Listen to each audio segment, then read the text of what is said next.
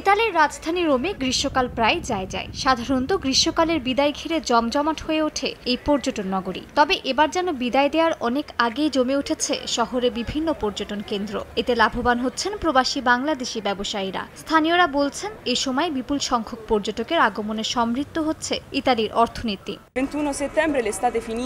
21 September শেষ হচ্ছে ইতালির গ্রীষ্মকাল।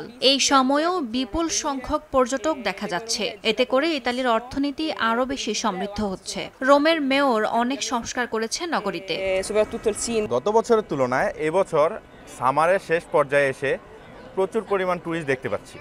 তো এক্ষেত্রে আমরা বাঙালি যারা আছি, যারা এদেশে ট্যুরিস্ট ব্যবসা বাণিজ্য করি ট্যুরিস্টদের নিয়ে, তারা খুব ভালো বিজনেস করতে পারছে। রোমের দর্শনীয় স্থান মুসুলিনের সাবেক পার্লামেন্ট ভবন, ভেনেসিয়া প্যালেস, ক্রেভি ফাউন্টেন সহ সর্বত্রই দেখা মিলছে বিপুল সংখ্যক পর্যটকের। 2024 সালে পর্যটকরা খরচ করেছেন 5.5 কোটি ইউরো। চলতি বছর অর্থাৎ 2025 সালে এই সংখ্যা 6,000 কোটি ইউরো ছাড়িয়ে যেতে পারে বলে ধারণা করা হচ্ছে।